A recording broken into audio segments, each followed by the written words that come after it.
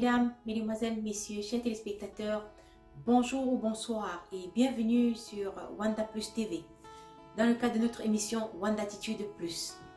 Aujourd'hui, nous allons aborder le thème du pouvoir de nos mots.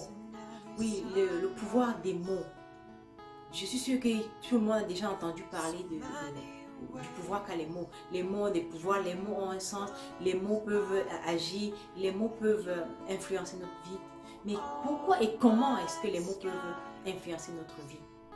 Si nous voulons commencer par la Genèse, nous allons remarquer que les mots ont été à l'origine de la création, pour emprunter les mots de la Bible. Dieu a créé le monde entier par la parole. Il a dit et la chose a été. Et nous savons aussi que nous avons été créés à l'image de Dieu. Donc, nos mots, nos paroles peuvent être créatrices. Alors, comment est-ce que ça se passe pour que nous puissions créer des choses à travers nos mots? Nos mots viennent de nos pensées.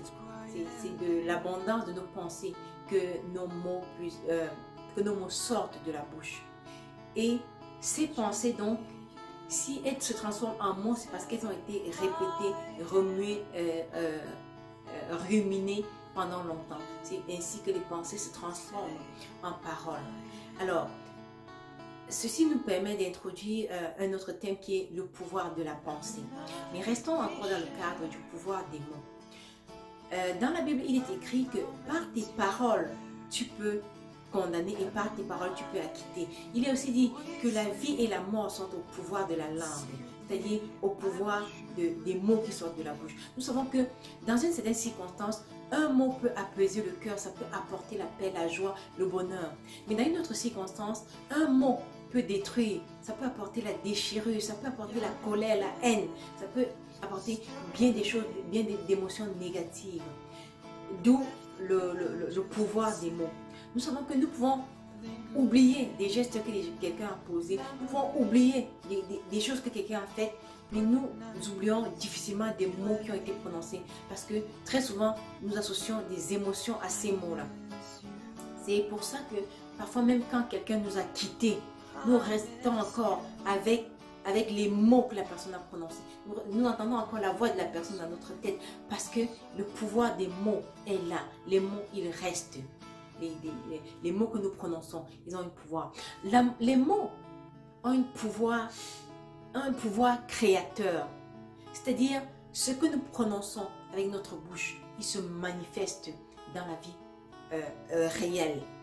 Nous le créons dans l'invisible et il se manifeste dans le visible. C'est pour cela que nous devons faire très attention aux mots que nous prononçons. Nous devons choisir judicieusement des mots pour pouvoir les employer dans notre quotidien. Je prends un exemple. Si devant une situation, on se dit « non, je ne peux pas y arriver ». Mais ces mots-là, ça scelle déjà notre sort. Ça veut dire que quand on a déjà dit, on a confessé qu'on ne peut pas y arriver, il n'y a rien qui puisse nous permettre d'y arriver parce qu'on ne va même pas l'essayer. Le mot a déjà scellé le sort. Or, si dans la même situation, on se dit, il doit bien y avoir un moyen d'y arriver, alors il faut que je trouve une façon d'y arriver. Là, on se met en mode solution, on se met en mode recherche de solution. Je prends un autre exemple. Si, par exemple, si on a un enfant à qui on répète tout le temps, tu ne seras jamais rien dans ta vie, tu es bête, tu es idiot. Eh bien, ces mots-là viennent rentrer dans l'enfant et forgent la personnalité de cet enfant. L'enfant va devenir ce qu'on conjugue à tous les jours, ce qu'on lui dit qu'il est. Il va finir par effectivement devenir parce qu'il va assimiler cela, il va le ruminer, il va le digérer, alors il deviendra cela. Jusqu'à ce que peut-être un jour, il se réveille, il dise « Ah mais non, ces mots avec lesquels on m'a identifié tout le temps, ce n'est pas moi ça, moi je veux être moi. » Et là il va rechercher sa vraie identité. Mais s'il n'est pas capable de rechercher sa vraie identité, alors ces mots-là vont déterminer son destin. C'est pour ça qu'on parle souvent des liens spirituels et de couper les liens. Parce que les mots que nous prononçons, ils ont un impact sur la vie de nos enfants. Je prends un autre exemple. Si tous les jours, quand notre conjoint ou notre conjointe rentre du travail ou de l'école, si on lui dit tout le temps, tu as été voir tes copains, tu as été voir d'autres personnes, tu triches, eh bien, ces mots qu'on lui prononce, ça va aller lui suggérer de le faire. Et il va finir par le faire, même sans le vouloir. Parce que ces mots-là lui ont suggéré, ah mais ça c'est une possibilité, ça c'est quelque chose que je peux essayer. Alors, il va l'essayer. Et ça aura été créé par les mots qu'on lui aura suggérés. Je ne suis pas en train de dire que si mon conjoint me trompe, c'est que c'est ma faute. Je ne suis pas en train de dire ça. Mais je veux dire, nous devons choisir judicieusement les mots que nous employons dans notre quotidien. Même pour nous décrire. Quand on dit « je suis », on doit faire attention à ce qu'on met devant le « je suis ». On dit « je suis capable, je suis belle, je suis un génie, je suis riche, je suis... » Tout ce qu'on met au devant de « je suis » là, c'est ça qui nous identifie, c'est ça qui nous qualifie et ça crée notre réalité parce que c'est ça le pouvoir des mots que nous prononçons.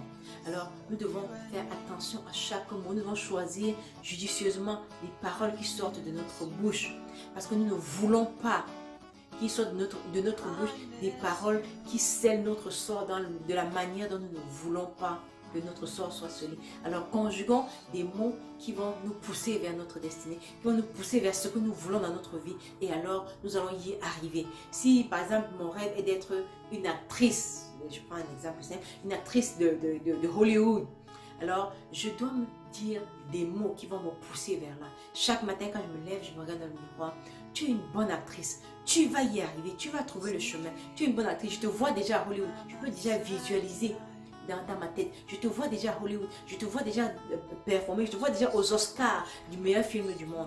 Et à ce moment-là, nous forgeons une certaine réalité, nous nous alignons à cette réalité et nous travaillons pour atteindre ce que nous sommes en train de confesser.